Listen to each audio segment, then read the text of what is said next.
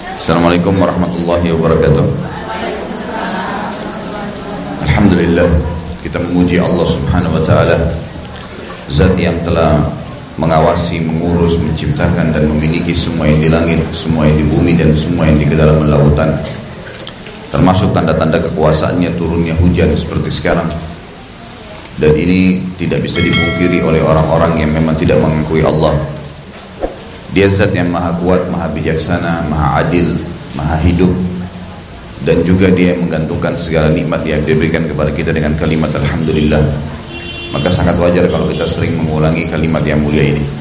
Yang kedua, kita panjatkan salam hormat kita, salawat dan taslim kepada manusia terbaik, manusia pilihan, penutup para nabi dan rasul, Nabi Muhammad SAW, sebagaimana Allah dan malaikatnya telah memberikan salam kepada beliau. Melanjutkan bahasan masih di kitab pidana ya.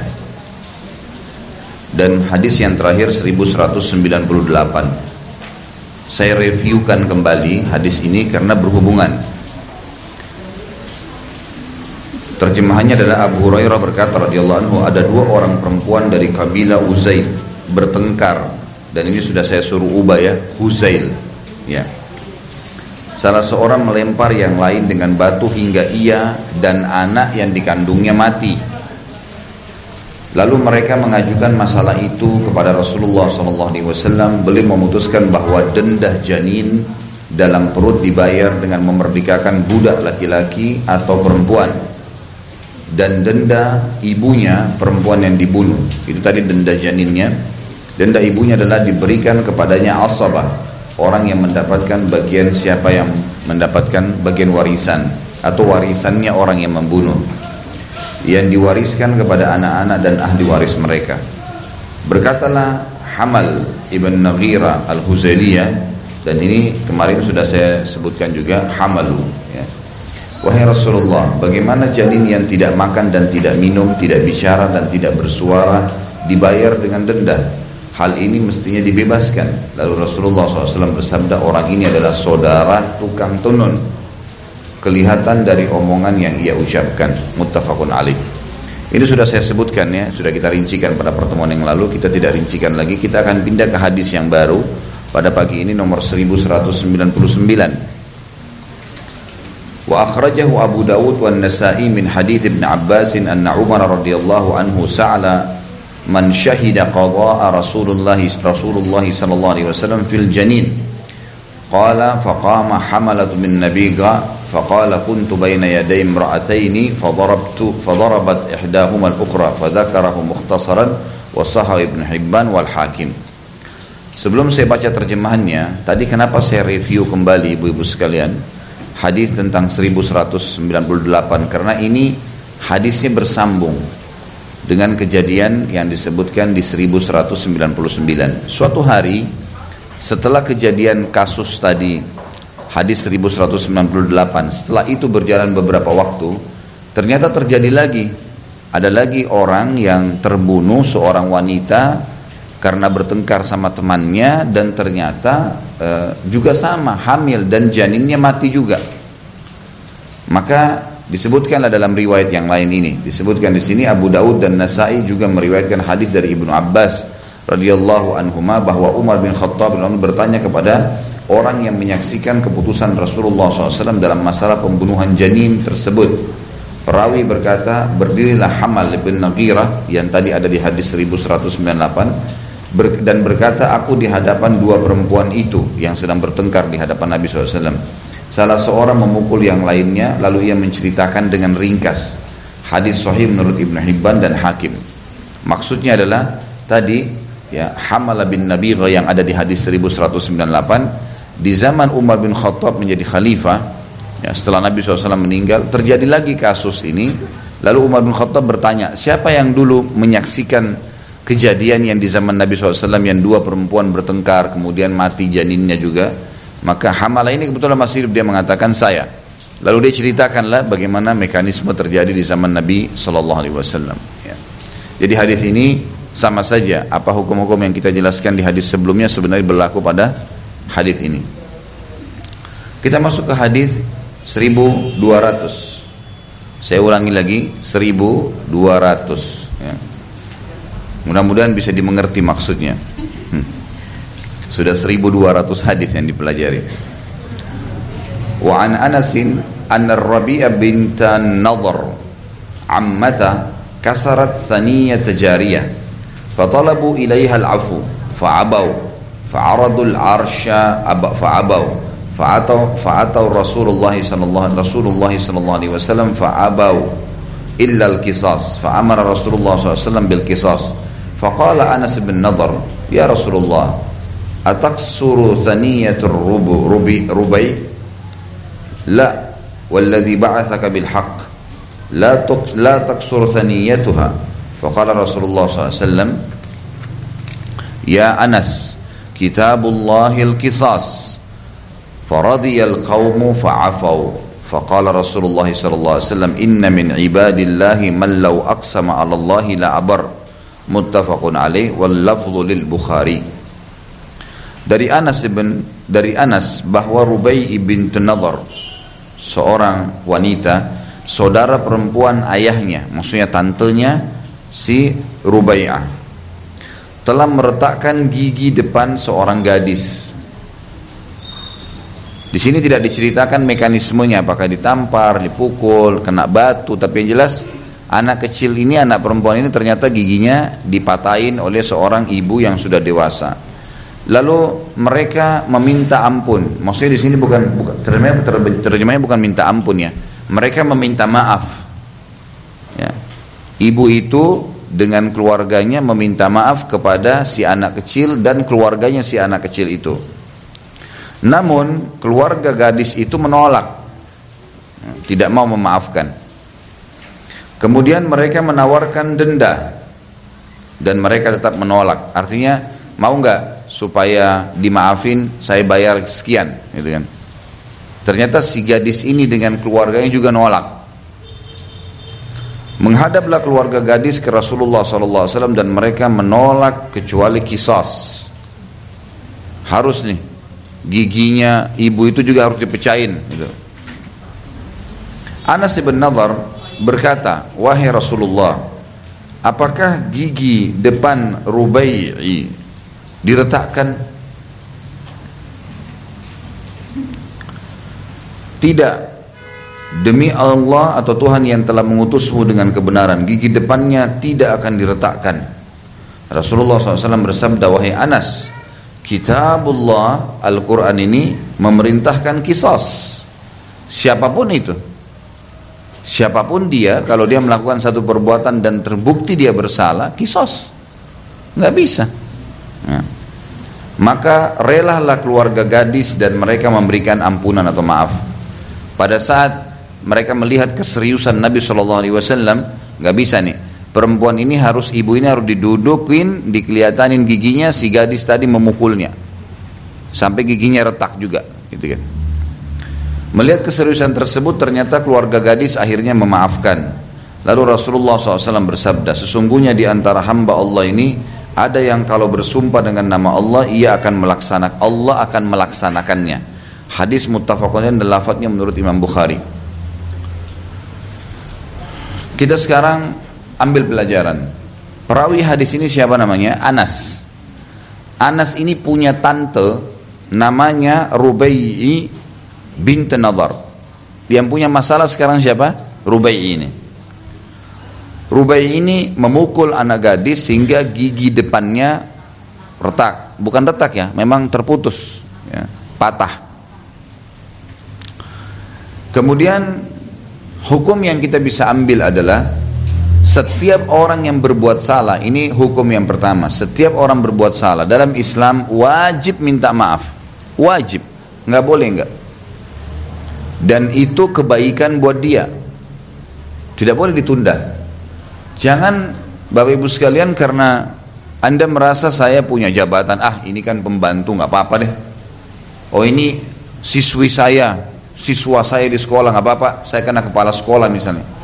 Atau saya memimpin perusahaan, ya sudahlah ini satpam saya atau apalah gitu kan. Itu nggak masalah. Ini semua tidak bisa dalam Islam. Salah minta maaf dan harus dia cari ridhonya, karena perlu direnungi satu hal Bapak Ibu sekalian, status dunia ini, status duniawi hanya berlaku di dunia loh. Sekarang posisi kita misalnya kebetulan butuh supir, kita bayar supir tersebut. Itu status duniawi, dia supir, kita tuan, majikan.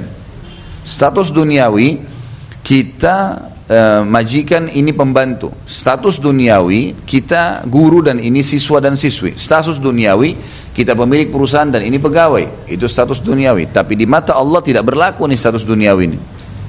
Gak ada ceritanya itu. Siapapun muslim dan manusia punya hak yang sama di mata Allah Subhanahu wa taala. Jadi jangan sampai status yang kecil ini membuat kita lupa ada kuasa status yang besar, gitu kan? Ini hati-hati, kan itu.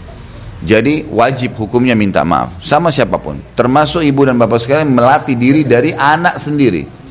Biasakan mengucapkan maaf kepada anak. Kalau memang kita salah, maaf ya nak, salah, ibu salah, ayah salah. Itu bagus sekali, kan itu. Melatih mereka untuk terbiasa meminta maaf, karena meminta maaf ini adalah perbuatan ibadah yang sangat mulia, karena berat di awalnya, tapi menyelesaikan masalah seumur hidup, tenang, nggak ada lagi masalah, gitu kan?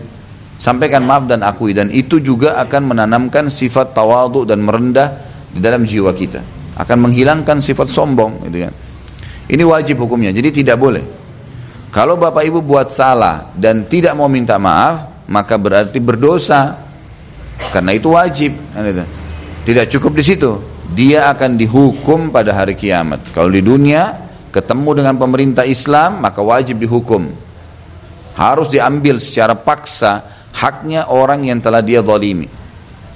Bendakah, nama baikkah, darah yang tertumpahkah, anggota tubuh yang rusakkah? Tidak bisa, ini harus dibayar. Tidak bisa. Kalau di dunia tidak, maka di akhirat akan ada hukuman. Jadi pelajaran pertama, meminta maaf hukumnya wajib dan kebaikannya untuk dia sendiri. Ini pelajaran.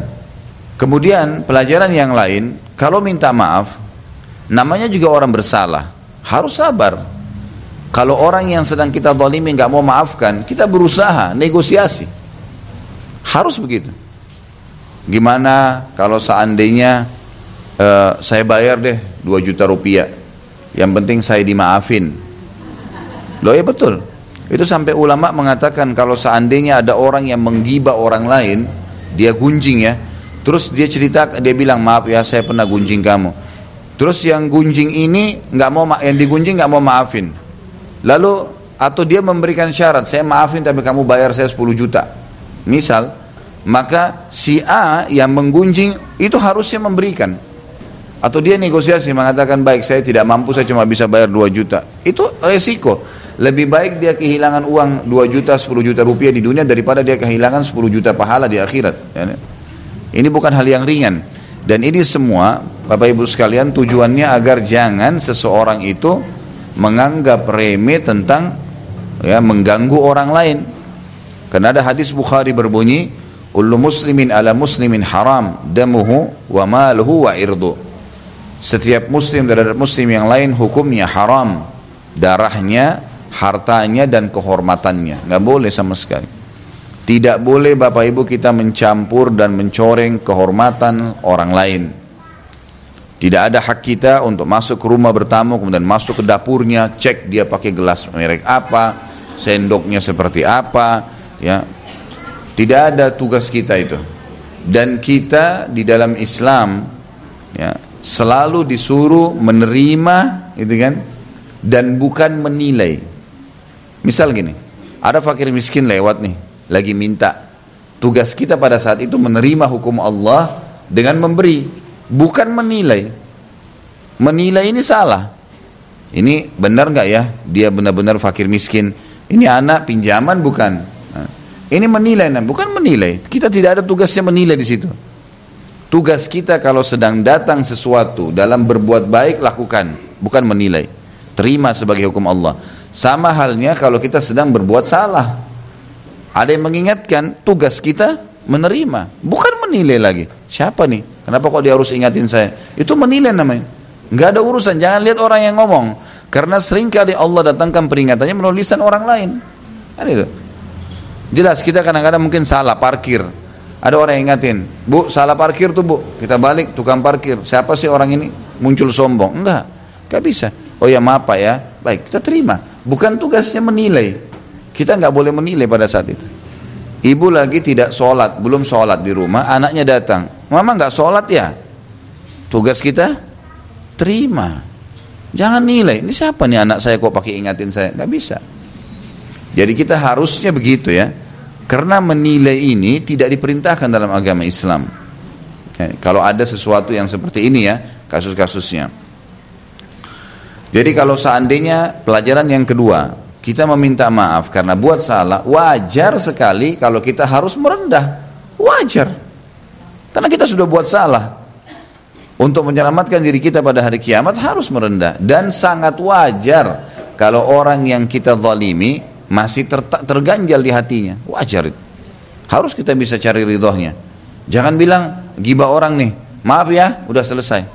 Ya udah, yang penting saya sudah minta maaf. Enak bener nih. Nggak bisa begini. Dalam Islam tidak bisa, gitu kan? Jadi harusnya difahamin perbuatan. Dan perlu juga digarisbawahi. Pelajaran yang ketiga, Bapak Ibu sekalian, qisas itu hanya datang kepada ya, hal-hal yang tidak melanggar hukum Allah dan sifatnya fisikal atau materi.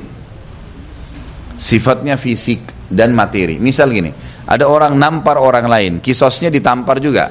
Kayak kasus dalam hadis. Ada orang yang jatuhin gigi orang lain juga, dijatuhin giginya dia. Ada orang yang cambuk kakinya, dia juga dicambuk kakinya, gitu kan? Fisik atau materi. Dia ngambil motornya orang, diambil juga motornya, gitu kan? Tapi ini tidak berlaku pada pelanggaran-pelanggaran agama. Misal kita digunjing, kita balas gunjing. Ini bukan qisas. Masuknya hanya pada fisik dan materi. Penting ya. Ini mesti. Atau kalau kita bicara sebenarnya lebih kepada materi yang banyak ya terjadi. Fisik pun di sini masuk dalamnya. Jadi selain ini tidak masuk ya. Perhatikan baik-baik itu. Karena jangan sampai orang bilang, oh hukum qisas kita pelajari nih pidana. Yang penting kan setimpal. Ya udah dia fitnah, kita fitnah deh. Nah, ini enggak bisa. Ya, bukan itu yang dimaksud. Ini juga pelajaran yang ketiga yang kita ambil. Pelajaran yang keempat, Bapak Ibu sekalian, adalah hukum Allah harus diterapkan. Nggak bisa enggak.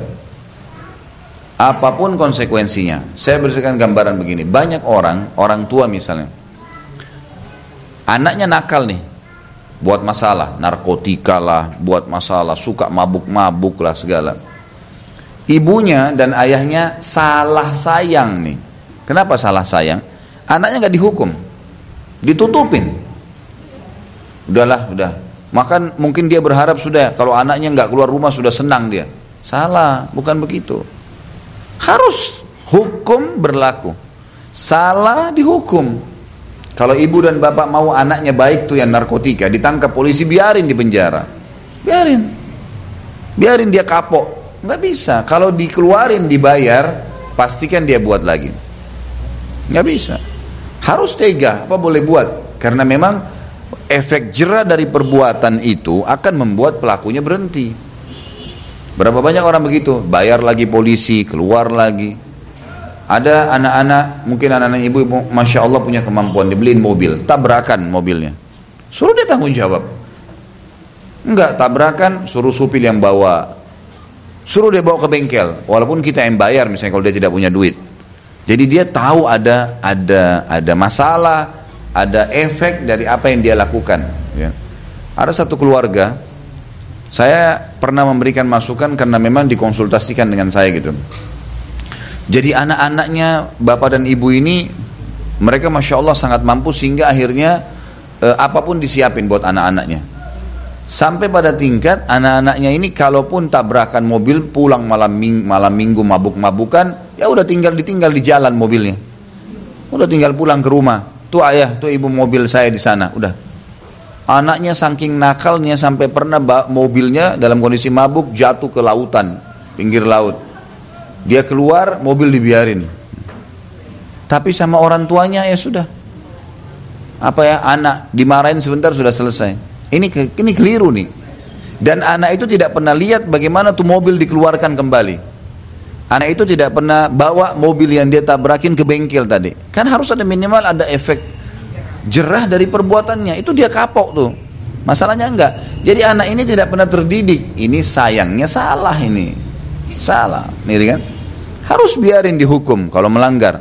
ya, dan menerima hukuman pada saat memang kita salah, itu satu hal yang sangat luar biasa, ya, sangat luar biasa sebenarnya, karena akan maksimal efek kapoknya tuh, jadi nggak mau lagi diulangin. Nah, itulah sebabnya kenapa dalam Islam ada pidana gitu.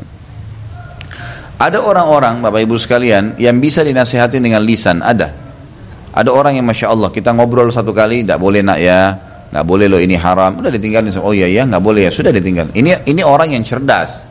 Ada orang yang nggak, memang keras kepala, nggak bisa kecuali ada efek jera besar, gitu kan? Nanti tabrakan, nah baru dia kapok gitu. Nanti di penjara baru nangis-nangis. Biarin, karena itu memang yang paling tepat buat dia. Dan kita harus di sini bisa membaca kasih sayangnya Allah Bapak Ibu sekalian ya. Sampai kata ulama, kalau ada pencuri ketangkap, digebukin, itu masih ada bentuk kasih sayangnya Allah di situ. Kenapa? Karena Allah sudah tahu orang ini kalau dia tidak digebukin nih, tidak ketangkap, dia akan mencuri terus dan ujungnya neraka nih. Neraka itu berat. Maka Allah biarin tuh, ketangkap, gebukin deh. Karena orang ini ternyata sebelum mencuri sudah Allah ingatin tuh. Pernah mungkin dipermalukan, ketahuan, mungkin di sekolah pernah mencuri dipermalukan, mungkin orang tuanya pernah tegur, mungkin banyak hal sebelum datang ke pergokan itu gitu. Tapi dia nggak mau kapok, ya sudah sekalian. Gitu kan? Nah ini juga bentuk kasih sayangnya Allah, karena ada hal yang lebih besar di sana. Allah sudah tahu. Sampai Ibnu Qayyim mengatakan rahimahullah, antara hamba dengan Allah ini tidak bisa disamakan dengan makhluk, tapi supaya manusia bisa faham, beliau mengatakan seperti orang tua dengan anaknya. Anak ini mau berteman sama teman-temannya buruk nih, buruk. Kita sebagai orang tua tahu, narkotika lah, nakal lah, segalanya gitu kan. Lalu anak ini nggak tahu, malam minggu janjian, ayah ibu saya mau ikut ya, mau main sama sana. Kira-kira bapak ibu izin nggak? Hah? Izinin nggak kalau dia mau bergaul sama orang-orang nakal? Nggak diizin. Kenapa nggak diizinin? Karena kita tahu kalau itu buruk dan berbahaya jangka panjang buat si anak kan.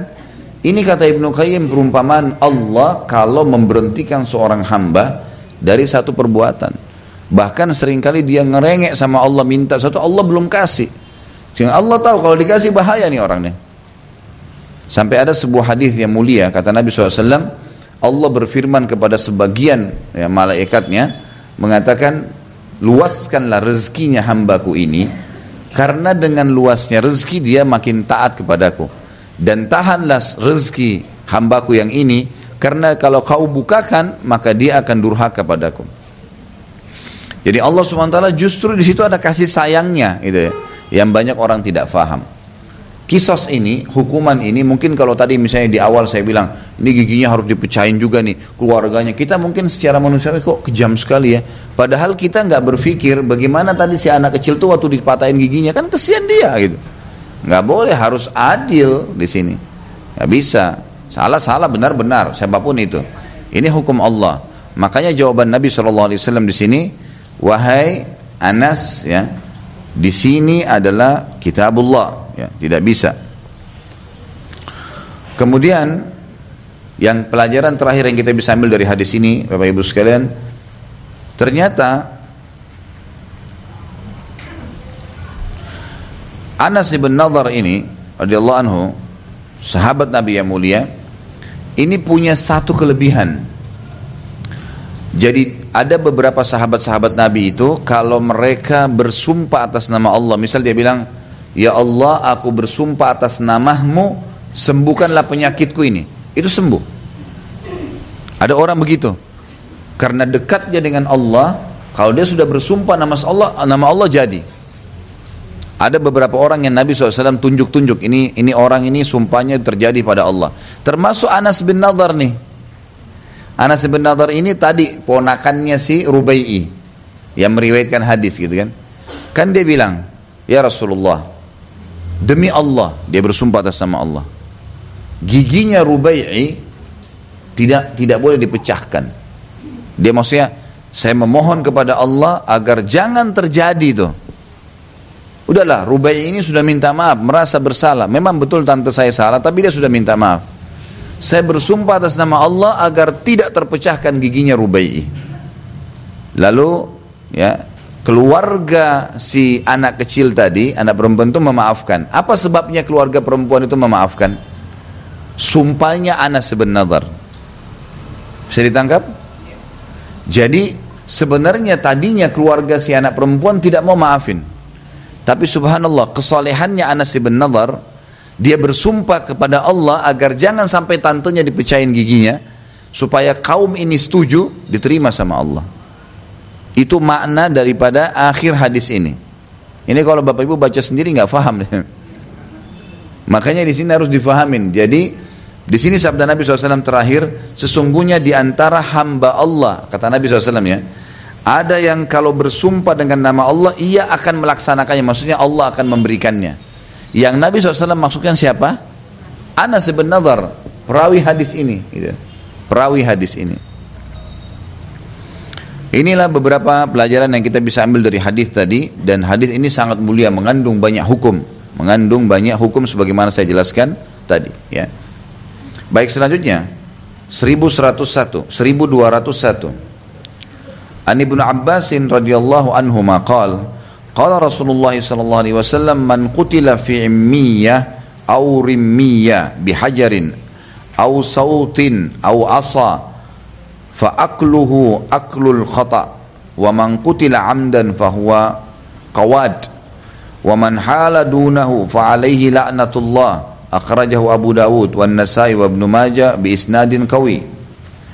Dari Ibnu Abbas radhiyallahu anhuma bahwa Rasulullah sallallahu alaihi wasallam bersabda, barang siapa terbunuh dengan tidak diketahui pembunuhnya, atau terkena lemparan batu, atau kena cambuk, atau kena tongkat, maka dendanya ialah denda bunuh karena kekeliruan. Barang siapa dibunuh dengan sengaja, maka dendanya hukum mati. Barang siapa menghindar dari berlakunya hukuman itu, maka laknat Allah padanya. Riwayat Abu Dawud, Nasai dan Ibnu Majah dengan sanad yang kuat. Kita baca dulu footnote nomor 1, nanti akan saya jelaskan hadis ini. Immiyah mengikuti pola fi'liyah. Ini maksudnya ini dalam grammar bahasa Arab ya. Dari kata umyun dan rimiyah dari kata-kata ramyun, maknanya bahwa pembunuh itu akan menjadi fitnah bagi sekelompok orang yang di tengah-tengahnya mereka terdapat korban pembunuhan yang tidak jelas identitasnya dan tidak jelas pembunuhnya, maka hukumnya adalah sebagai pembunuhan yang karena kesalahan yang mewajibkan diat. Saya jelaskan. Di sini dikatakan kalau ada seseorang yang mati, misal di jalan sini ditemukan ada jenazah di pinggir jalan, tergeletak pagi hari, nggak ada yang tahu siapa pembunuhnya, gitu kan? Tidak ada yang tahu siapa pembunuhnya. Maka di dalam Islam hukumnya adalah dicari suku kira-kira orang yang di sekitar sini ya, yang menjadi saksi. Ada yang lihat nggak? Nggak ada yang lihat. Ada kira-kira suku yang memang, misal kalau zaman dulu ya, di zaman Nabi SAW itu kalau kayak di Kelapa Gading ini emang satu suku, nggak ada orang lain di situ, nggak ada orang lain. Jadi dulu itu setiap suku dulu di Madinah itu kayak punya pemukiman. Jadi misalnya dikatakan suku Aus, di sana tuh. Suku Khazraj, di sini nih. Orang kalau mau ke sana, saya ke pemukiman Aus, gitu ya. Jadi mengelompok-ngelompok. Ya, misal ini orang Bugis di sini, ini orang Jawa Timur di sini, atau ini orang Surabaya di sini. Jadi mereka kayak satu camp. Nah, kalau itu terjadi, ternyata jenazah ini tergeletak di sebuah komplek atau sebuah tempat yang ditahu suku itu di situ. Nah, ini hukum syar'inya ya. Maka kalau tidak tahu siapa yang bunuh orang itu, suku itu membayar dia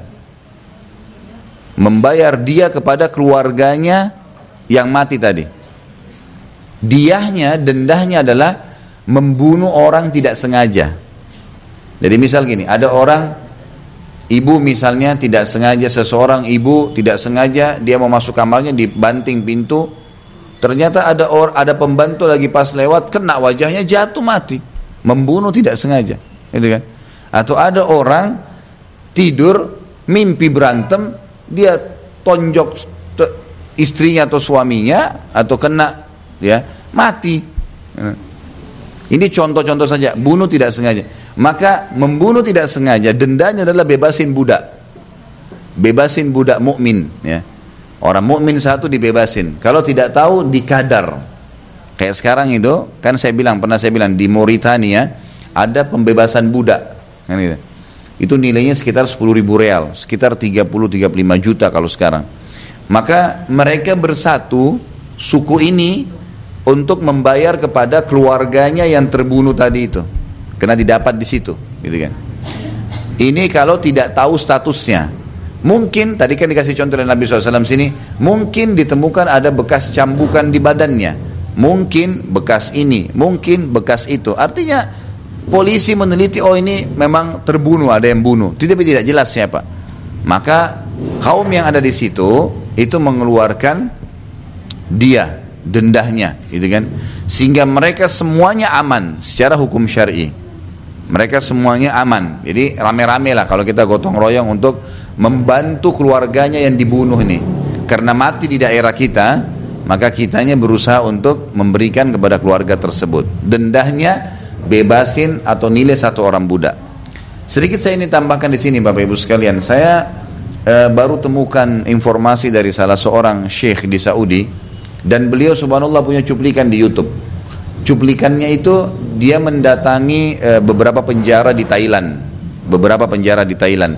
Ingat waktu kita bahas masalah budak ya, budak hamba sahaya. Itu kan terjadi kalau terjadi peperangan ya, terjadi peperangan atau penyerangan. Umat Islam menang, maka pasukan non Muslim jadi budak. Itu terjadi hal yang sama ya. Kalau umat Islam kalah, itu diperbudakkan oleh mereka. Tapi bedanya kalau umat Islam memperbudakkan non-muslim, itu kita sudah jelasin dulu. Budak yang paling pertama dianjurkan bebasin dan digantungkan pahala yang besar. Kata Nabi SAW, siapa yang membantu orang yang terlilit utang, dia lunaskan utangnya orang lain. Atau membantu seorang mujahid yang mau berperang. Atau membantu budak dibebasin, maka dia akan dapat naungan Allah pada hari kiamat yang tidak ada naungan kecuali naungannya. Jadi di mahsyar nanti orang kepanasan, dia dapat ya dilindungi oleh Allah di bawah arsy-Nya. Ini selain 7 golongan yang memang Allah selamatkan. Ini salah satunya adalah hadis lain nih, gitu kan.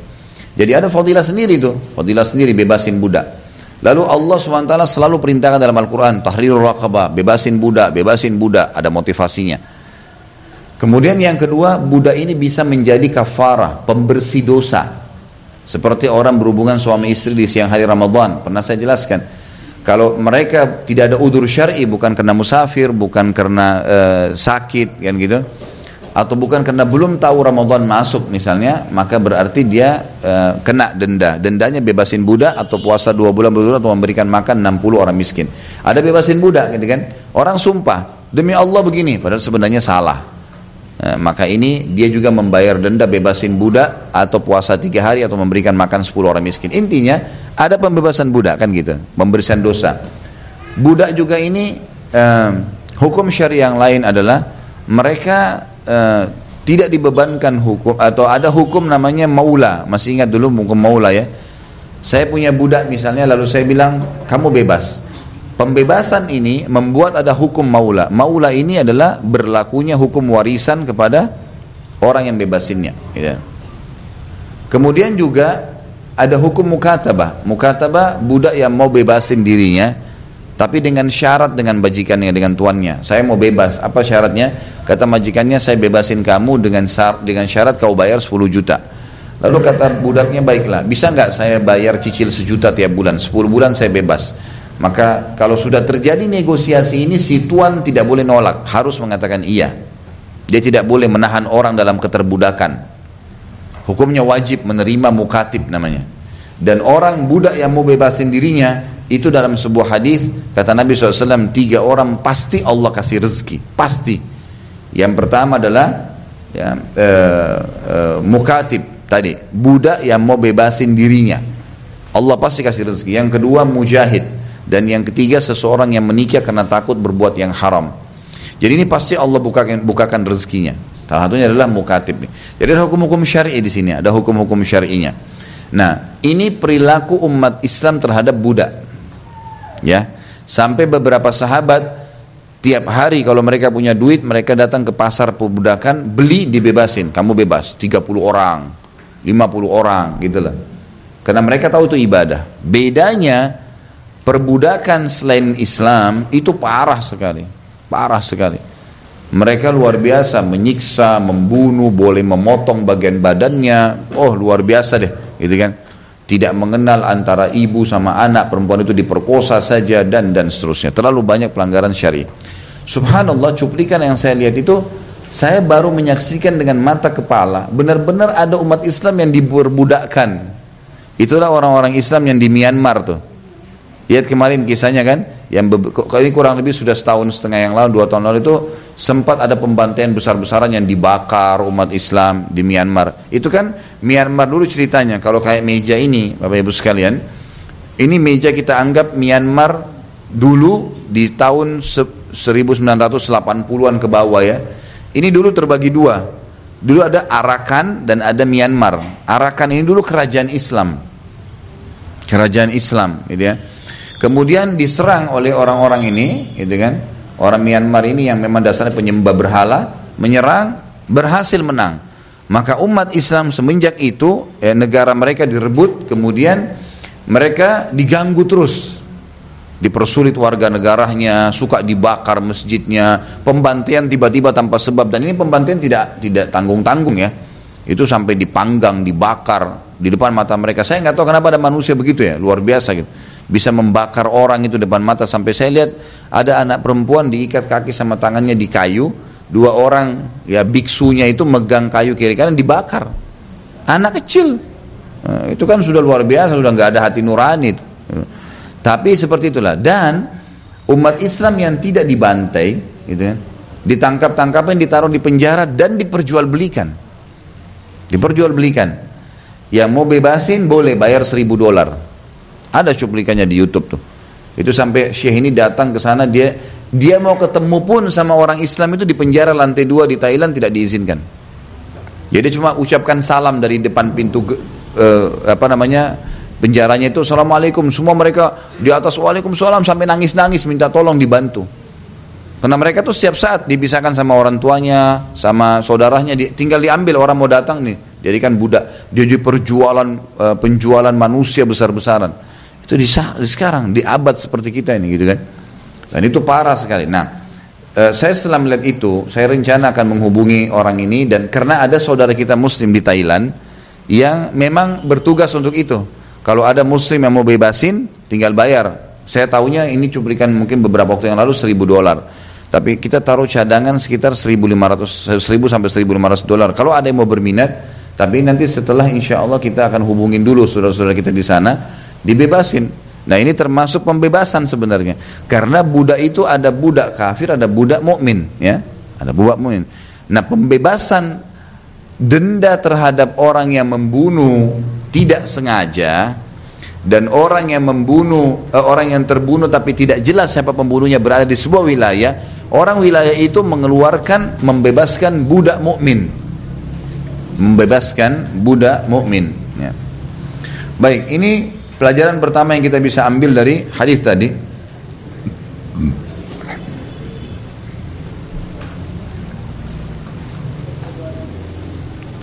Kemudian yang kedua adalah hukum syar'inya, barang siapa yang membunuh secara sengaja, ketahuan nih. Tadi kan kita bilang ada orang tergeletak gak jelas siapa pembunuhnya. Sekarang ketahuan pembunuhnya dan ada bukti atau saksi, ya, bukti atau saksi. Kalau bukti kan sekarang kita ada CCTV, ada sidik jari, kan gitu.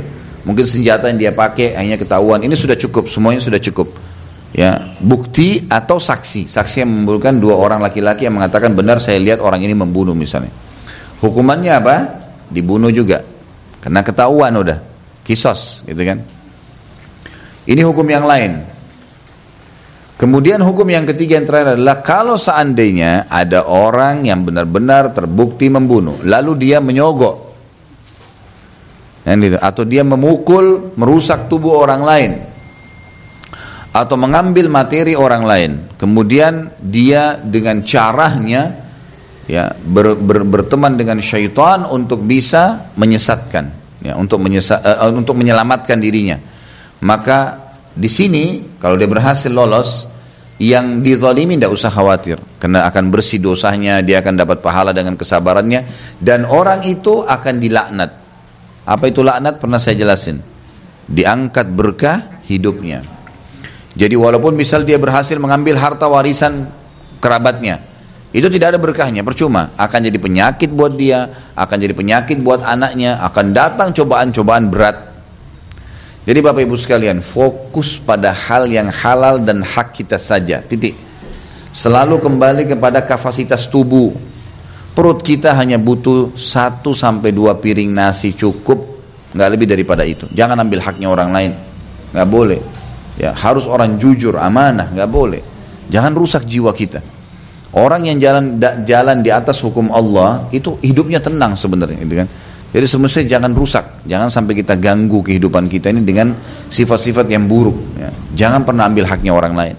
Kapasitas kita terbatas. Badan kita bisa pakai berapa lembar baju? Hah? Ada yang bisa pakai 5 lembar double-double baju? Hah? Enggak. Kapasitasnya kan ada. 1 lembar baju, 2 lembar itu sudah ganjil kelihatan. 3 lembar lebih parah lagi gitu kan. Sudah double-double, ya, udah kayak membengkak badannya. Jadi ada kapasitas. Cukup dengan kapasitas itu. Minum air, haus. Segelas, 2 gelas itu sudah luar biasa. 3 gelas lah kalau emang orang haus sekali. Udah cukup. Berarti ada kapasitas kan ya. Cukupkan dengan itu. Jadi nggak usah jor-joran ambil haknya orang lain, karena ada hukum ini. Ini berlaku hukum. Di dunia berlaku, di akhirat berlaku. Bahaya. Kalau di dunia tidak sempat dikisos, di akhirat akan dikisos. Kecuali dia taubat dan dia mengembalikan haknya, meminta ridhonya orang itu. Kalau enggak, ada hukuman. Tinggal sebuah hukum lagi, Bapak Ibu sekalian. Bagaimana kalau seandainya seseorang ketangkap membunuh atau ketangkap mencuri lalu dikisos, dibunuh juga? Apakah dia sudah selamat dari siksa hari kiamat? Jawabannya iya. Walaupun dia belum tobat, Khusus di situ ya, misal dosa membunuhnya, dia membunuh, ketangkap, penjahat nih, dikisos, dipenggal. Dia tidak taubat. Dianggap, biarin aja, saya mau bunuh itu terserah, gitu kan? Ada penjahat begitu ya, dianggap nyawanya orang murah, nggak ada masalah bagi dia. Dia bunuh, maka dia ditangkap pemerintah Islam, dikisos, dipenggal. Dia tidak taubat tuh. Khusus untuk dosa membunuhnya sudah dimaafkan. Karena kisos itu pembersihnya, gitu kan? Kalau dia tidak sempat dikisos dan dia taubat sebelum meninggal, hukum syar'inya lagi adalah dia harus mengembalikan dan mencari ridha orang yang terzalimi, maka dia akan aman hari kiamat. Seperti itulah. Hukum syariah yang lain, kalau tidak sempat ketahuan, tidak sempat dikisos, maka selama di dunia kena laknat, hidupnya tidak akan tenang, dan di akhirat disiksa. Di akhirat disiksa. Jelas ya? Baik. Ini yang kita bisa ambil dari hadis Nabi SAW nomor 1201. Sekarang kita masuk di 1202. Wa Ibnu Umar radhiyallahu anhuma 'anil Nabi sallallahu alaihi wasallam qala idza amsaka ar-rajulu ar-rajula wa qatalahu al-akharu yuqtalu alladhi qatal wa yuhbasu alladhi amsak. Rawahu ad-Daraqutni mausulan wa sahih Ibnu al-Qittan wa rijalu thiqat illa anna al-Baihaqi rajjah al-mursal. Dari Ibnu Umar radhiyallahu anhu bahwa Nabi SAW bersabda, apabila ada seseorang memegang orang lain, kemudian ada orang yang membunuh, maka pembunuh itu harus dibunuh dan pemegang harus ditahan. Hadis mausul riwayat Daraqutni dan sahih menurut Ibnu Qattan. Para perawinya dapat dipercaya, namun Baihaqi lebih menilai hadis ini mursal. Jadi gini, kalau terjadi kasus ada 2 orang laki-laki menangkap 1 orang laki-laki. 1 orang laki-laki ini oleh 2 orang, si A, si B, sama si C. Si C ditangkap oleh si A sama si B. Si A memegang tangannya si C, gitu kan, menahannya, dan si B leluasa memukulnya sampai mati. Bagaimana hukumnya? Si B dihukum mati, karena membunuh.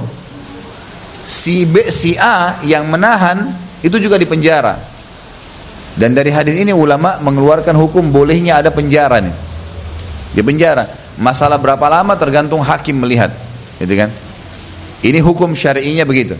Karena Nabi SAW mengatakan yang membunuh, yang menonjok tadi atau memukul dan seterusnya atau menusuk si B misalnya tadi kepada si C, dia dihukum mati. Si A karena dia yang menahan, maka dia dipenjara, ditahan. Dan tentu di sini hukumannya ditahan. Ditahan itu memang akan kesulitan, dia tidak bisa interaksi sama alam luar, gitu kan? Dan itu sudah cukup menjadi shock terapi. Ini yang kita bisa ambil dari hadis 1202. Ya. Kemudian 1203 dan ini hanya sampai 1205 ya. Habis ini kalau ada yang mau bertanya silakan. Wa an Abdurrahman ibn Bailama ini anna Nabi sallallahu alaihi wasallam qatala musliman bimuahidin wa qala ana aula man wafa bi dhimmati akhrajahu Abu Razzaq hakadha mursalan wa wasalahu Daraqutni bi dzikri Ibn Umar fi wa isnaduhu al-mawsul wa ibnu Umar radhiyallahu anhu qala qutila gulaman ghila faqala Umar law ishtaraka fihi ahlu San'a laqataltuhum bihi akhrajahu al-Bukhari. Dari Abdurrahman bin al-Bailamani bahwa Nabi SAW pernah membunuh atau menghukum mati seorang muslim karena membunuh seorang kafir yang terikat dengan perjanjian. Beliau bersabda, aku orang yang lebih utama melaksanakan perjanjian. Riwayat Abdul Razzaq seperti itu dengan mursal. Hadis mausul menurut Daraqutni dengan menyebut Umar dalam hadis ini dengan sanad yang mausulnya amat lemah. Ibnu Umar radhiyallahu anhu berkata, ada seorang anak muda dibunuh secara misterius. Lalu Umar berkata, jika penduduk San'a ikut dalam pembunuhan itu, aku bunuh mereka karena pembunuhan tersebut. Riwayat Bukhari. Nanti akan saya jelaskan. Kita baca footnote-nya dulu nomor 1. At-Tahawi dan Al-Baihaqi, dua nama ulama ini meriwayatkan bahwa seorang perempuan bersama di San'a ditinggal pergi oleh suaminya. Bahwa seorang perempuan, ya, ini sebenarnya bersama anaknya, ya, ada kalimat yang kurang di situ.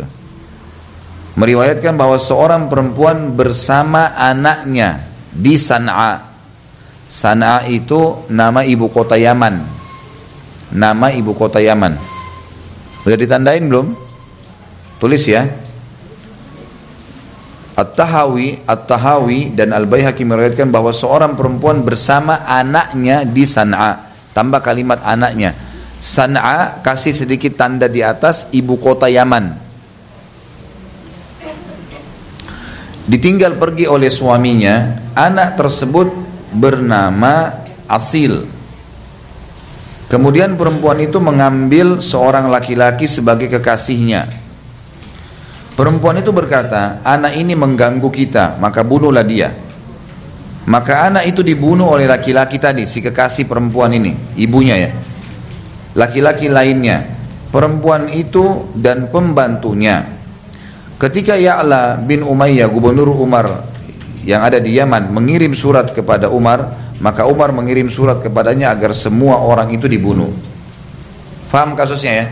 Jadi ada seorang perempuan tidak beriman, ini kita bisa katakan ahli maksiat lah ibu ini. Dia punya suami, ada anaknya dari suaminya, namanya Asil. Suaminya pergi. Suaminya pergi ini sebagian ahli hadis mengatakan pergi berdagang. Zaman dulu orang kalau dagang itu lama gitu. Ternyata dia karena lemah imannya, dia pacaran dengan satu laki-laki. Jadi namanya orang pacaran mencuri untuk berzina selalu, gitu. Kesempatan bermesraan dan anak dia ada di situ. Anaknya ini selalu melihat, ngingatin ibunya, benci sama laki-laki itu, gitulah. Ya. Akhirnya si ibu karena kebutuhan biologisnya, ya, dia lebih dahulukan pacarnya ini daripada anaknya. Lalu dia bilang anak ini mengganggu, bunuh aja. Suruh bunuh anaknya. Naudzubillah. Ada orang begini ya, dikuasai oleh syaitan sampai pada tingkat naudzubillah. Seakan-akan sudah akan mati kalau tidak melakukan biologis. Padahal sebenarnya itu tidak ada urusannya sama sekali. Ya. Tidak ada orang mati karena tidak biologis, beda dengan kalau makanan atau minuman. Maka yang terjadi, pacarnya itu membunuh, dan kebetulan di rumah itu ada pembantu. Pembantu ini juga ikut-ikutan. Jadi dikasih oleh si perempuan ini uang untuk ikut-ikutan, tutup mulut dan ikutan. Ini pokoknya anak ini harus dibunuh. Tapi tidak diceritain bagaimana proses pembunuhannya. Yang jelas si ibu kandungnya si anak ini, pacarnya ibu ini, pembantunya, semua terlibat. Maka gubernurnya Umar ini namanya Ya'la bin Umayyah rahimahullah. Ini seorang tabi'in yang masyhur. Dia menulis surat kepada Umar, nih loh kasus yang saya temukan begini, apa yang saya harus lakukan? Maka Umar menyuruh ketiga-tiganya dibunuh, ibunya, pacarnya itu dengan pembantunya. Bahkan kata Umar, kalau seandainya penduduk Yaman, San'a, semuanya terlibat, semuanya saya bunuh. Ini berarti ada hukum tegas, ya. Baik, saya akan bacakan sekarang, kita ambil hukum-hukum syar'i dari hadis ini. Dikatakan di sini adalah hukum yang pertama yang bisa diambil, Rasulullah SAW pernah membunuh seorang muslim karena muslim itu membunuh orang kafir yang dalam perdamaian dan kesepakatan dengan muslimin. Begini Bapak Ibu sekalian, kalau misal Indonesia memiliki kesepakatan sama Amerika, tidak saling perang, ada bekerja sama, sering kita lihat itu ada hubungan antara dua negara, ya. Saling membuka pintu ekonomi lah, apalah, budaya dan segalanya. Makanya namanya ada kesepakatan perdamaian. Nah, tidak boleh berperang dua negara ini. Mereka dianggap sekutu. Kalau misal kita anggap Indonesia negara muslim, Amerika negara kafir misalnya, kemudian ada satu orang Indonesia datang ke Amerika bunuh warga negara Amerika. Dia muslim, dia bunuh orang kafir. Ini berarti si muslimnya dihukum. Nggak boleh. Karena sudah ada kesepakatan, sebagaimana tidak boleh membunuh orang kafir yang berada di satu lokasi. Seperti misalnya Indonesia punya peraturan, semua ya orang yang tinggal di Indonesia berhak memiliki warga negara, muslim atau kafir, gitu kan? Sama. Tidak boleh seorang muslim kena tetangganya Nasrani atau Yahudi atau Buddha atau Hindu atau apa saja dibunuh. Nggak boleh. Karena dia dapat perlindungan dari pemerintah muslim. Kalau ada muslim yang membunuh, dihukum, dia juga dibunuh. Makanya kata Nabi SAW, Nabi SAW sebagai kiai dan guru kita, Rasulullah mengatakan, saya adalah orang yang paling pantas menjadi contoh dalam menjalankan perbuatan seperti ini. Ini hukum yang pertama. Jadi tidak boleh membunuh orang kafir yang di bawah naungan pemerintah Islam atau ada kesepakatan dengan antara negara atau antara pemerintah muslim dengan pemerintah kafir ini. Kemudian yang kedua adalah yang kita ambil hadis di sini, pelajaran yang tadi saya bilang. Ada kasus pembunuhan di zaman Umar radhiyallahu anhu dan ternyata ketahuan siapa yang membunuh. Maka Umar segera melakukan qisas. Dan ternyata kisahnya tadi, si ibu yang tidak beriman kepada Allah pacaran sama seorang laki-laki, merasa selalu terganggu kalau mau biologis, akhirnya anaknya tahu, maka dia pun menyuruh pacarnya membunuh si anak, lalu juga membayar pembantunya untuk partisipasi, maka Umar menyuruh membunuh semuanya. Ini berarti ada hukum qisas di sini, ada qisas, ya. Tentu kembali kepada apa yang saya bilang tadi ya, di awal-awal pertemuan, kita harus tahu ada masalah efek jerah yang perlu kita tahu. Ini penting, harus ada efek jerah. Harus ada efek jerah. Bahkan sebagian sahabat Bapak Ibu sekalian menanamkan efek jerah dalam diri mereka, sementara itu nggak ada secara syar'i.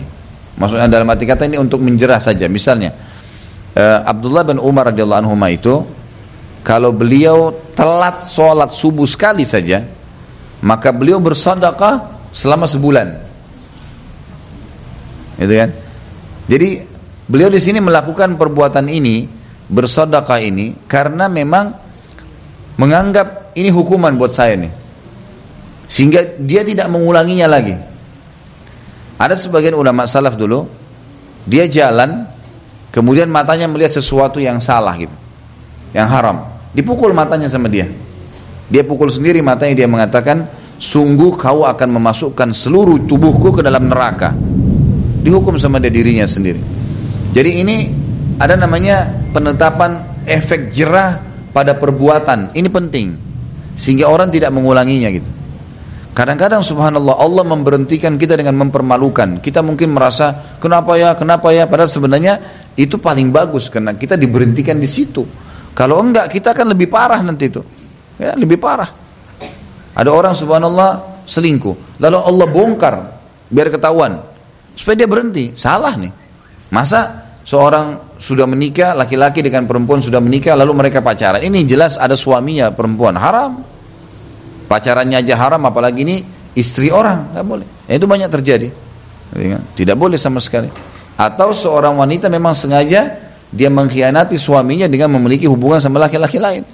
Sementara suaminya setengah mati banting tulang, dia malah melakukan perbuatan haram. Ini semua hal-hal yang berbahaya. Ini akan ada. Kalau tidak ada yang tahu pun, ya, dari keluarganya, Allah akan punya cara membongkarnya. Kalau dia selamat juga, masuk pengadilan dituntut segala, misal diceraikan, lalu dia bersama dengan laki-laki itu, tetap akan terjadi hal yang buruk. Ya. Ada seorang syekh menceritakan kisah, tapi saya tidak tahu ini terjadi di mana. Cuman saya percaya kisah itu terjadi karena orang yang sumber yang saya dengarkan memang bisa dipercaya. Maka dalam ceramah beliau mengatakan terjadi sebuah kasus, ada seorang laki-laki pulang ke rumahnya, dia temukan istrinya bersama laki-laki yang lain, gitu kan. Kemudian laki-laki ini, si suami ini tahu karena dia melihat ada sesuatu yang mencurigakan di rumah karena dia pulang di waktu yang tidak biasa dia pulang. Tiba-tiba dengan hikmah Allah dia mau pulang. Kemudian subhanallah dia masuk ke dalam rumah, ditemukan istrinya, kaget. Laki-laki ini berhasil disembunyikan, tapi dia buka lemari baju, ditemukan laki-laki itu ada. Oleh suaminya dia nggak marah. Suaminya nggak marah. Suaminya orang beriman kepada Allah, dia tahu ini ada masalah terjadi. Dia bilang sama istrinya dalam kondisi yang ketakutan, buatkan makanan. Masuk ke dapur sekarang buat makanan. Dipanggil si laki-laki tadi, duduk di sini kamu sama saya. Dikasih makanan, kamu makan sekarang. Kamu masuk rumah saya, kau jadi tamu saya berarti. Kalau saya diperintahkan dalam agama untuk menghormati tamu, tapi saya perlu ingatkan cara kamu salah. Dan apa yang kau dapat, dinasihatinlah. Apa yang kau dapat dengan selingkuh dengan istri saya? Dipanggil istrinya, apa yang kau dapat, kau selingkuh sama orang ini? Kebahagiaan yang sebentar, atau ketakutan yang lebih mendominasi? Sampaikan, apa yang kamu dapat? Dipermalukanlah, gitu kan? Ringkas cerita, setelah itu laki-laki ini tentu tidak bisa makan. Bagaimana cara dia mampu makan? Tapi dibuat seperti itu. Lalu kemudian kata si laki-laki suaminya ini, urusan saya sama kamu di akhirat, bukan di sini. Silakan kamu pergi. Pulanglah laki-laki tersebut. Dia bilang sama istrinya, sekarang kau bungkus pakaianmu, saya ceraikan kamu. Pulanglah, gitu kan? Subhanallah, selang beberapa hari saja si laki-laki ini dapat jodoh orang baik, mukminah. Allah mudahin, tiba-tiba dengan hikmah Allah ditawarkan menikah dia. Si perempuan tadi ternyata waktu pulang melanjutkan hubungan sama pacarnya itu. Berjalanlah waktu, gitu kan? Subhanallah, 3 bulan rumah tangga mereka, ternyata perempuan itu selingkuh lagi sama laki-laki lain. Jadi terjadi hal yang kita tidak pernah tahu gitu. Ternyata memang seperti itulah. Bukan cuma karena masalah hobi, bisa saja di situ memang efek jerah yang didatangkan oleh Allah di situ. Bisa saja itu malah musibah buat dia. Kadang-kadang ada orang menganggap itu nikmat, tapi sebenarnya musibah buat dia, gitu kan? Akhirnya jadi tambah kacau, jadi tambah rusak semua rumah tangga yang semestinya dia bisa bahagia, malah dikacauin semua. Allahu a'lam. Jadi kita harus tahu ada efek jerah. Tidak ada dosa Bapak Ibu sekalian sekecil apapun yang tidak ada efek jerahnya. Bahaya sekali. Jangan anggap remeh nih. Saya sudah sering ulangin. Dosa seperti racun, segelas racun. Kita tahu tidak tahu akan berefek. Dan pertanyaan kecil, untuk apa saya berbuat dosa? Coba Bapak Ibu tanya dirinya. Ada kenikmatan iya, tapi bahayanya berat, besar. Orang mau selingkuh misalnya, itu besar loh. Ketahuan sama pasangannya, rusak rumah tangga dia. Dilapor ke keluarga, rusak namanya di keluarga. Bisa saja sampai kepada tempat kerjanya, bisa saja sampai dan ke depan dia juga tidak bisa tenang tidur, tidak bisa tenang makan. Untuk apa? Apa manfaatnya? Nggak ada manfaat. Allah bukain pintu kok, nikah, gitu kan? Nikah. Jangan mencuri, kerja. Banyak orang angkat batu aja bisa dapat duit. Untuk apa mencuri gitu loh? Kerja. Orang subhanallah dari tubuh manusia ini Bapak Ibu sekalian, yang membuat sekarang ada perputaran kehidupan ini, kotoran badan manusia banyak tuh. Kalau tidak ada kotoran di badan kita, kita nggak keringat, nggak laku tuh sabun. Hah? Jadi perusahaan sabun besar, miliaran, gara-gara keringatnya manusia. Ya, dokter THT ada gara-gara kotoran hidung, tenggorokan. Sampo ada gara-gara kotoran kepala. Tukang cukur ada rambut gara-gara rambutnya manusia, gitu kan? Banyak. Macam-macam deodoran lah, baju lah yang dijual, tas lah, semua untuk berubah kebutuhan dia. Allah jadikan itu supaya banyak loh ini sumber rezeki, untuk apa mencuri misal dan seterusnya, gitu kan. Baik. Dua hadis yang terakhir dalam bab kita adalah 1204. Wan Abi Shuraih Al-Huza'i radhiyallahu anhu qala qala Rasulullah sallallahu alaihi wasallam faman qutila lahu qatilun ba'da maqalati hadhihi fa ahluhu baina khiyaratain khirataini baina khirataini imma an ya'khudul aqla aw yaqtulu akhrajahu Abu Dawud wan Nasa'i. Dari Abu Shuraih Al-Khuzai radhiyallahu anhu bahwa Rasulullah SAW bersabda, barang siapa terbunuh setelah ucapanku ini, maka keluarganya memilih antara dua pilihan, mengambil denda atau membunuh.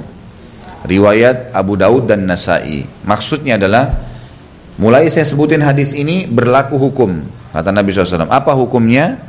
Kalau ada orang yang keluarganya dibunuh, maka dia punya dua pilihan, si keluarga yang terbunuh ini. Mengambil denda, dia namanya. Kami mau maafin tapi bayar 100 juta, bayar 200 juta, bayar 1 miliar. Itu terjadi, haknya mereka, gitu kan.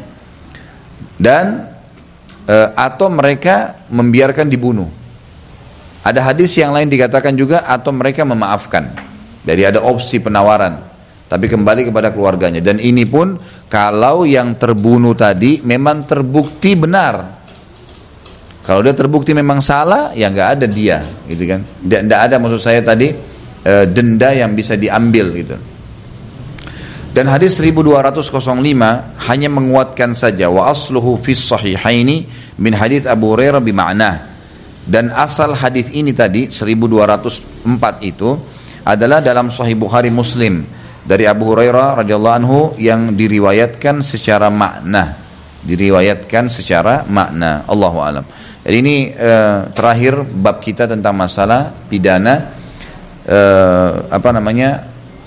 nanti kita akan bahas ke depannya bab diyat, khusus masalah denda-denda. Ya. Kalau tadi itu beberapa kasus yang terjadi di zaman Nabi SAW ya. Ini ya di dalam kitab jinayat, ya, hukum pidana, beberapa kasus-kasus yang terjadi di zaman Nabi SAW. Nanti kita akan masuk ke depan bab denda. Seperti apa sih denda-denda yang harus disiapkan? Islam bagaimana memandang semua itu, kita akan jelaskan lebih jauh insyaAllah pada pertemuan kita yang akan datang. Sampai sini ada yang mau bertanya?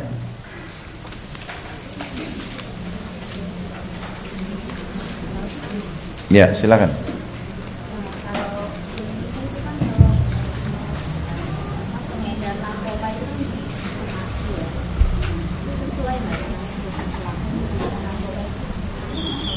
Baik, pertanyaannya, di Indonesia itu hukumnya pengedar narkoba itu dihukum mati, sudah sesuai dengan hukum Islam nggak? Ya. Jadi memang di dalam ayat Al-Quran disebutkan orang-orang yang membuat kerusakan di muka bumi, gitu kan, maka hukumnya dibunuh. Kerusakan itu tolok ukurnya adalah yang kalau terjadi akan merusak banyak orang. Kasus misalnya narkotika masuk dalam kategori ini. Makanya di Saudi pun kisos, ya, dipenggal pengedar narkotika. Kalau di negara-negara yang masih belum menerapkan hukum Islam, mereka dibunuh, ditembak, ya kan gitu, dihukum mati dengan tembak. Tapi yang jelas memang itu dalam Islam ada. Memang harusnya pembuat kerusakan di muka bumi sama dengan preman-preman yang suka memalak-malak orang, ganggu ketentraman, itu memang hukumnya dikisos. Memang hukumnya begitu. Ada lagi?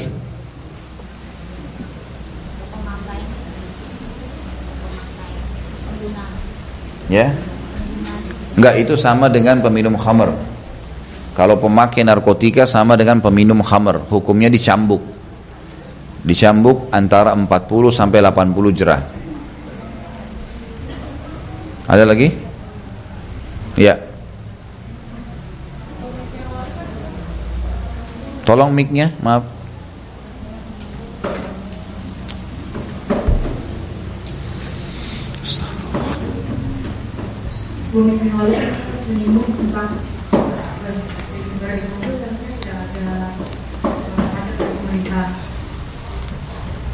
Jadi kalau itu, hukumnya seharusnya dalam Islam itu tidak ada pajak dari pemerintah.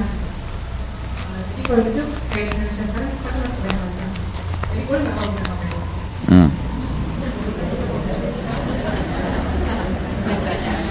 Pertanyaannya berarti saya tidak mau bayar pajak, ya gitu.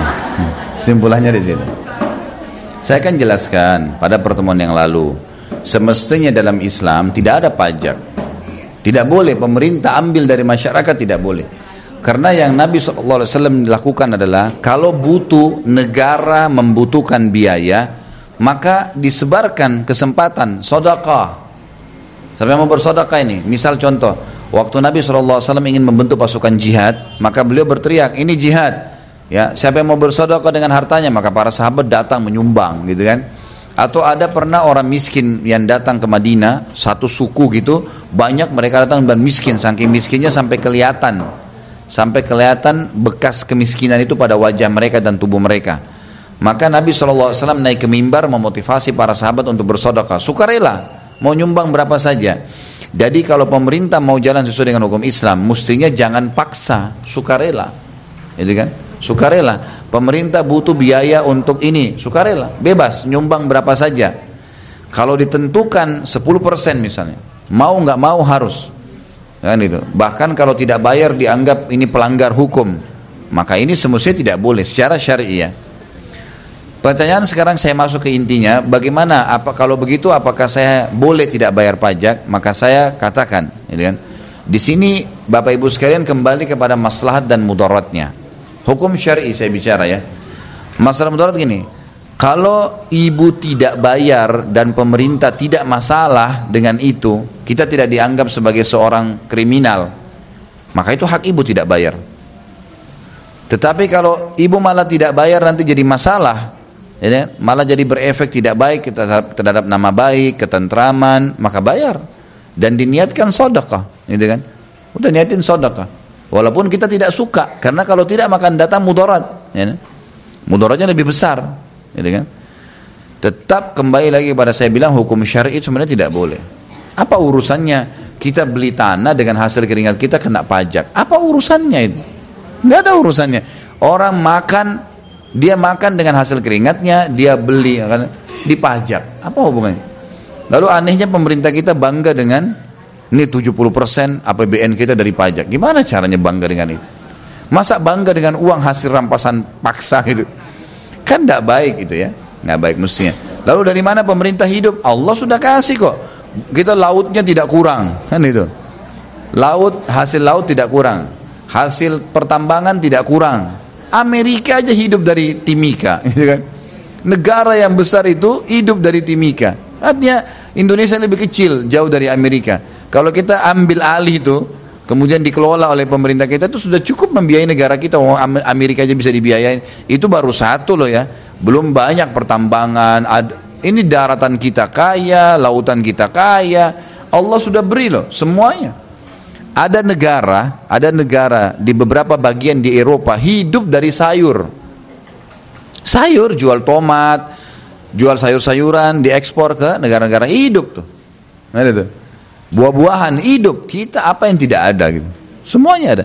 Cuman memang jalan pintas yang enak, ngumpulin duit ya pajak. Itu kan jalan pintas, mau tidak mau. Dan karena sudah jadi terbiasa bagi masyarakat, dianggap itulah sudah haruslah itu, apa boleh buat gitu. Tidak bisa kalau enggak. Jadi Allahu alam, yang saya lihat di sini adalah maslahat dan mudaratnya. Kalau ibu dianggap nanti atau siapapun di antara kita dianggap seorang kriminal, nanti malah dikejar-kejar, nanti malah ada tidak nyaman, ya bayar, niatin sedekah udah, nggak usah dipikirin lagi gitu kan. Kalau misalnya pun tidak masalah, ya itu hak kita.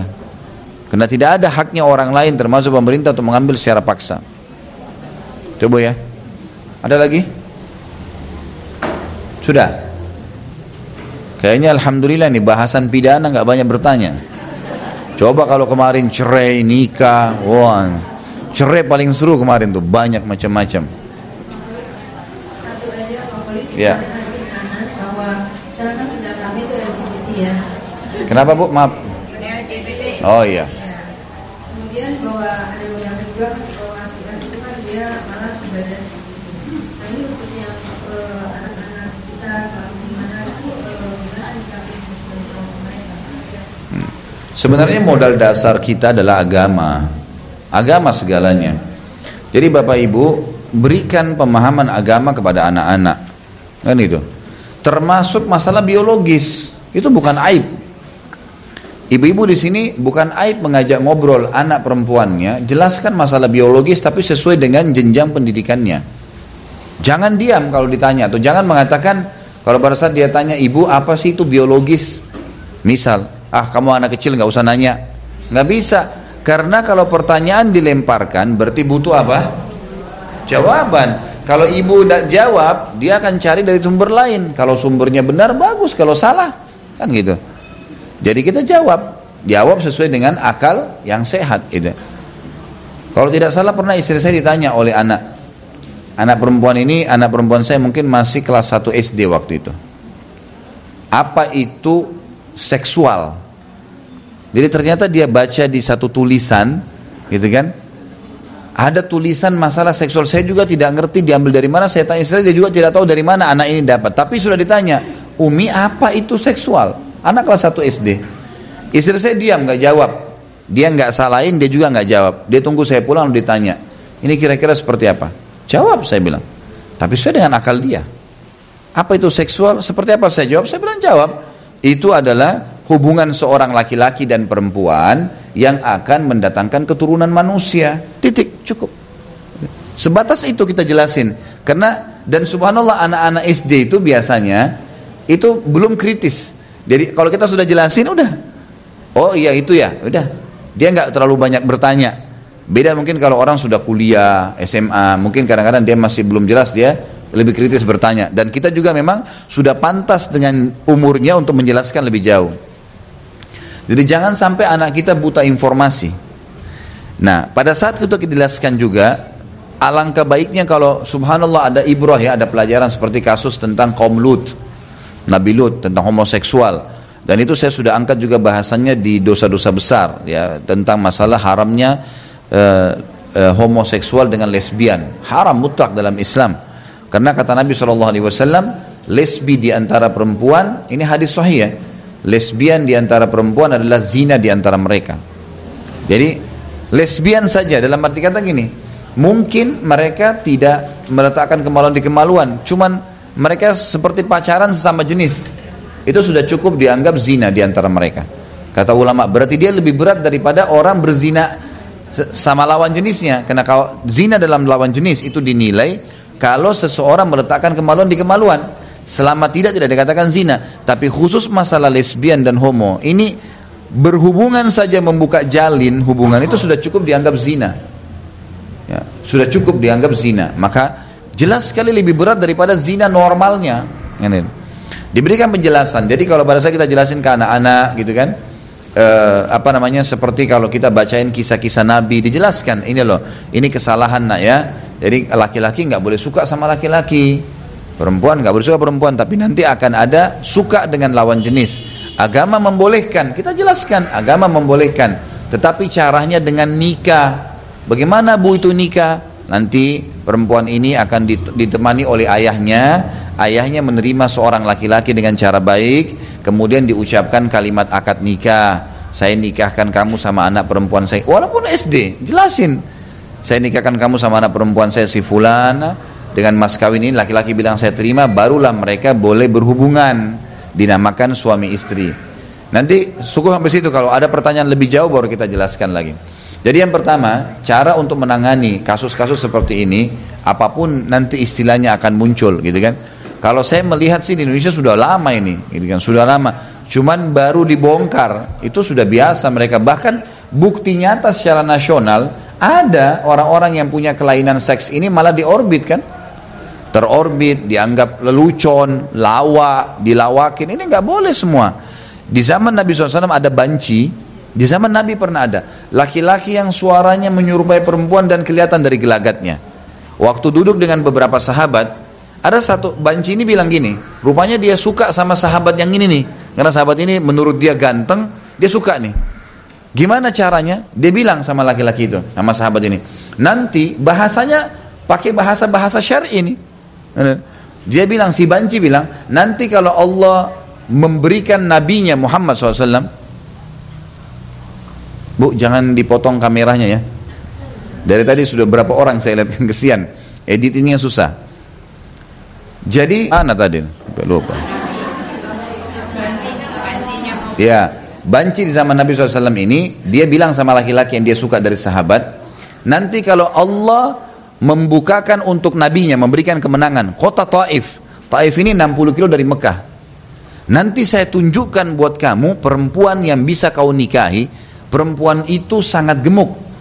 Rupanya sahabat ini suka dengan wanita gemuk gitu. Dia sama dia, karena dia banci kan biasa ngumpul sama perempuan, dia nggak ada syahwatnya, ya penyakit, gitu kan. Bahkan perempuan kadang-kadang ada yang membuka auratnya di depan dia, jadi dia ceritain. Dalam hadis ini terinci, dia bilang, ya bagian depan perutnya dan bagian belakang perutnya terlipat 8. Loh ya, loh emang begitu, hadisnya begitu.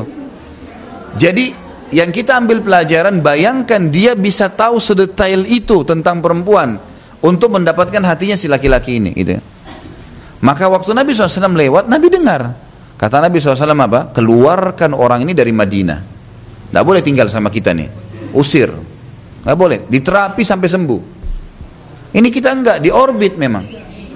Malah dianggap lelucon, malah dianggap orang itu bisa jadi aktor atau artis kalau dia bisa mempraktekkan semua gaya termasuk menjadi manusia yang punya keanehan ini, gitu kan. Ini nggak boleh. Allah Subhanahu wa taala sangat murka sampai menghukum kaum Lut gara-gara itu. Dan diceritakan dalam Al-Qur'an panjang lebar tentang efek mereka. Allah angkat negeri mereka dan Allah balik, gitu kan. Itu luar biasa sampai dikatakan kalau ada orang yang berbuat homoseksual, kata Ibnu Abbas radhiyallahu anhu, maka dia hukumannya bukan dirajam lagi, dinaikin ke bangunan tertinggi di satu kota lalu didorong. Saking beratnya itu kan, nggak boleh memang dalam Islam. Ini jangan dipelihara, nggak boleh. Kalau dan ini ada faktor-faktor penyebab. Saya akan masuk sekarang ke faktor-faktor penyebab ya. Tapi poin-poinnya adalah pertama, modali diri kita dengan agama. Yang kedua, jangan pernah menolak pertanyaan anak-anak. Kalau ditanya, jawab sesuai dengan akal mereka, gitu kan. Yang ketiga, berikan penjelasan sesuai dengan akalnya. Dan pertanyaan dijawab. Yang ketiga, ikutin. Poin yang kedua adalah dengan menjelaskan sesuai dengan akal pikiran dia, gitu kan. Kemudian kita masuk sekarang ke faktor-faktornya. Faktor-faktor penyebab munculnya tadi kelainan seksual ini. Yang pertama, ya, karena faktor orang tuanya. Orang tuanya memang dasar punya penyakit itu, sehingga dia, ya, terbiasa dilihat oleh anak-anaknya dengan pola yang sama. Seperti kasus ayahnya memang homo, naudzubillah, lalu sering berjalan sama teman-temannya laki-laki, anak-anaknya lihat, dianggap ini anak kecil gak ngerti, gitu kan. Itu contoh, dan itu paling banyak di lapangan. Atau ibunya lesbian, ya, sering kumpul sama teman perempuannya lalu memang melakukan hal-hal yang menuju ke sana. Anaknya lihat, ada faktor dari orang tua. Yang kedua, juga masih sama, masih poin pertama, masih sama orang tua, bisa orang tuanya penyakit begitu, atau orang tuanya yang membentuk karakter itu pada anaknya. Seperti kasus misal, ada orang tua punya anak laki-laki 4, anak perempuannya 1. Anak perempuan ini paling bungsu misalnya. Dibiarkan anak perempuannya main bersama kakak laki-lakinya, main bola sama-sama, bela diri, banting-bantingan, sampai si anak perempuan ini tumbuh seperti kakak-kakaknya. Ini nanti membuat dia nggak suka sama perempuan tuh. Dia nggak suka, dia mau jadi laki-laki lah. Dia mau jadi laki. Ini mulai muncul dan itu berbahaya. Kapan dia ketemu nanti sama orang perempuan yang seperti itu, Yang misalnya perempuan itu manja, teman perempuan sama-sama perempuan nih, tapi mulai manja sama dia, dia merasa dia laki-laki. Terjadi lesbian. Faktor itu. Kalau kita balik kasusnya, ada juga orang tua punya 4 anak perempuan, anak bungsunya laki-laki. Kakak-kakaknya dibeliin boneka, ini laki-laki juga dibeliin boneka. Bahkan kadang-kadang kakak-kakaknya pakein dandanin kayak anak perempuan. Nah ini faktor penyebab. Jadi kalau bapak ibu punya anak laki-laki, biarin dia keluar tuh main bola, alam laki-lakinya biarin, jangan dilarang. Perempuan memang di rumah sama ibu ngurus ini apa, itu memang harus begitu, dibawa pada karakternya, gitu. Nah ini faktor internal dari orang tua, gitu kan. Kemudian masuk juga dalam masalah orang tua ini, bapak ibu sekalian, adalah banyaknya orang tua yang tidak beriman kepada Allah lalu meletakkan film-film sembarangan sehingga anak-anaknya tonton tuh. Pernah terjadi kasus kita di Indonesia, bahkan sering terjadi, itu pernah terjadi zina tapi dengan mahram antara kakak sama adik perempuannya, kan itu terjadi. Kenapa? Karena waktu mereka pulang sekolah, saya pernah baca kisah kasusnya, pulang sekolah rupanya orang tuanya ini semalam habis nonton suami istri film porno, kemudian dibiarin, dia lupa simpan. Ini sudah haram sebenarnya. Saya sudah bilang pernah, jangan bangun biologis dengan nonton, itu tidak sehat. Kita akan membayangkan orang lain dan ini tidak sehat dalam biologis, secara syar'i dan secara medis. Tapi dia taruh, dia lupa. Kakaknya pulang, ingin nonton DVD dia lihat ada DVD, coba sama dia. Dia lagi nonton. Namanya syaitan menghiasi. Anak ini kalau tidak salah SMP kelas 3, adiknya SD kelas 6. Si adik pulang sekolah, duduk sebelah kakaknya, nggak ngerti dua-duanya. Lalu mereka praktekin tuh, gitu kan? Mereka lihat di film, mereka tahu, mereka praktekin, dan ini berbahaya. Anak-anak tuh cepat sekali, subhanallah, gitu kan? Jadi kita harus hati-hati ya. Saya pernah subhanallah lihat efek besarnya. Anak saya umur 2 tahun, ya, belum 2 tahun umurnya. Saya waktu selesai, saya habis mandi, saya sikat gigi, sudah pakai pakaian, tapi saya masuk kamar mandi kembali, kemudian saya sikat gigi. Sementara sikat gigi, busanya kan kita bersihin dengan air ya, ambil kumur-kumur terus buang gitu. Anak saya ini setahun 8 bulan, yang paling bungsu. Dia cuma lihat gitu. Kemudian saya tidak niat apa-apa di situ. Saya cuma selesai habis kumur-kumur saya buang, masih tersisa sedikit, lalu saya keluarkan ludah gitu, saya keluarkan bersihkan. Yang tersisa, saya begitu keluar dari pintu kamar mandi, anak saya ini meludah juga di situ. Dia meludah, ya, walaupun mungkin tidak keluar, tapi saya melihat, saya bilang sama istri saya, subhanallah, salah nih sedikit kita di depan dia lakukan salah, dan dia tidak ngerti tuh kalau kita ini sebenarnya ada busa. Ini dia taunya meludah orang tua saya buat. Jadi dia bisa buat di kamar mandi, dia bisa buat di ruang tamu, dia bisa buat lagi makan. Salah kan? Jadi pengaruh orang tua secara internal ini besar sekali, ya kan? Dengan contoh-contoh yang saya sampaikan. Kemudian faktor eksternal adalah pergaulannya, sekolahnya, gitu kan? Teman-temannya, ini semua harusnya kita hati-hati. Memang anak-anak itu dibentuk supaya punya teman-teman yang baik, karena bermula dari kita sebagai orang tua. Misal anak kita pulang sekolah SMP atau SMA bawa temannya, ibu jangan diam.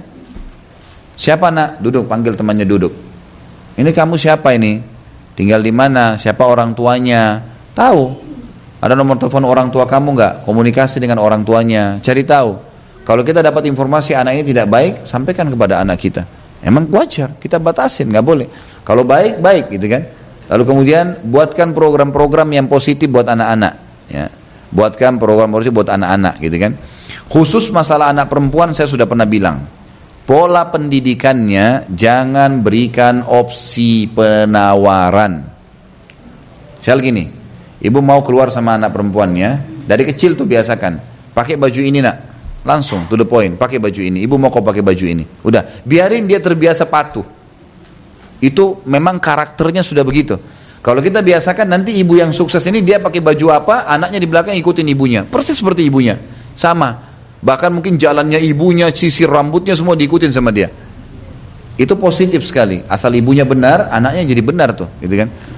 Kalau anak perempuan sekali saja ibu bilang gini, "Nak, ibu nanti mau keluar ke rumahnya tantemu ini, kamu mau pakai baju merah atau pakai baju biru?" Sekali aja coba ibu tawarin begitu. Dia bilang, "Oh, merah aja ibu." Baik. Besok ibu mau keluar lagi atau minggu depan, "Nak, ayo keluar nak. Ini ibu baru beliin baju." "Enggak ibu, saya mau pakai baju yang ini."